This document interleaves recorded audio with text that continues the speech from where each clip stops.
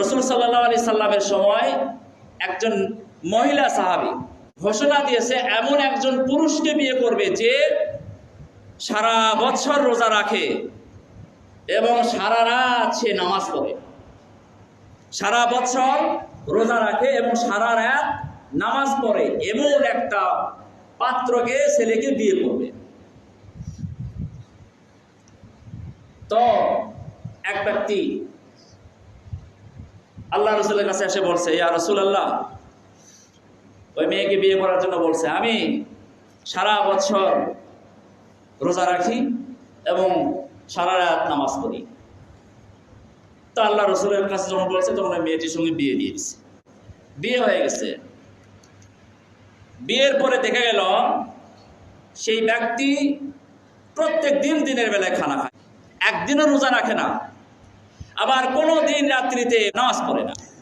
নামাজ পড়ে না বলতে ওই যে রাত্রে ঘুম পাড়ে, দিনের বেলায় খানা খায়, রাত্রিতে ঘুম পাড়ে, সারা রাত ঘুম পাড়ে। মেয়েটি বিশ্বনবী হযরতে মুহাম্মদুর রাসূলুল্লাহ সাল্লাল্লাহু আলাইহি ওয়াসাল্লামের কাছে এসে বললেন, ইয়া রাসূলুল্লাহ, ইয়া হাবিবাল্লাহ, আপনি যে ছেলেটির সঙ্গে বিয়ে দিয়ে দিলেন তার তো যুক্তি ছিল, কথা ছিল যে সারা বছর রোজা রাখবে এবং সারা রাত নফল নামাজ পড়বে। তো সে তো কোনোদিন রোজা রাখে না, প্রত্যেক দিন খানা খায় এবং সারা রাত সে নাক ডেকে ঘুম পাড়ে, সারা রাত সে ঘুম পাড়ে। বিশ্বনবী হযরতে মুহাম্মদুর রাসূলুল্লাহ সাল্লাল্লাহু আলাইহি ওয়াসাল্লাম ওই ছেলেটিকে ডাক দিলেন। ডাক দেওয়ার পরে বললেন, কি ব্যাপার, তোমার তো কথা ছিল প্রত্যেক দিন সারা বছর রোজা রাখবে আর রাত্রিতে সারা রাত প্রত্যেকটা রাত এরকম জাগ্রত থেকে ইবাদত করবে, নামাজ বন্দেগী করবে। তো কোনোদিন তো তুমি রোজা রাখো না, সারা রাত আবার তুমি ঘুম পারো।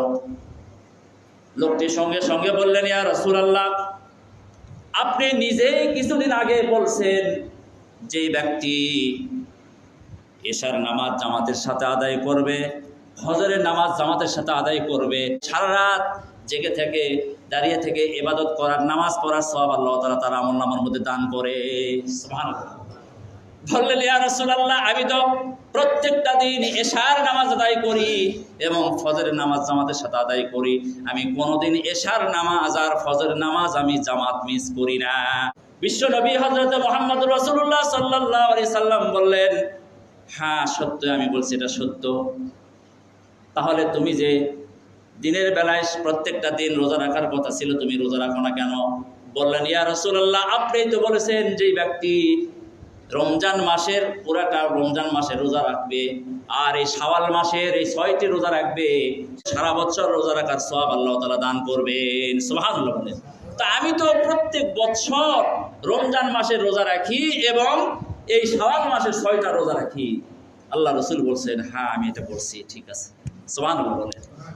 এই জন্য আমরা যদি এশার নামাজ জামাতের সাথে আদায় করি আর ফজরের নামাজ জামাতের সাথে আদায় করি, সারা রাত নফল নামাজ পড়ার সওয়াব আল্লাহ তাআলা দান করবেন। সুবহানাল্লাহ। আর যেই ব্যক্তি রমজান মাসের রমজানের রোজা পালন করবে এবং 6টা শাওয়াল মাসের রোজা রাখবে, তো সারা বছর রোজা রাখলে যে সওয়াব আল্লাহ তাআলা সেই সওয়াব দান করবেন। আল্লাহ তাআলা আমাদের প্রত্যেককেই এই কথাগুলির উপর আমল করার তৌফিক দান করেন। সকলে বলুন আমিন।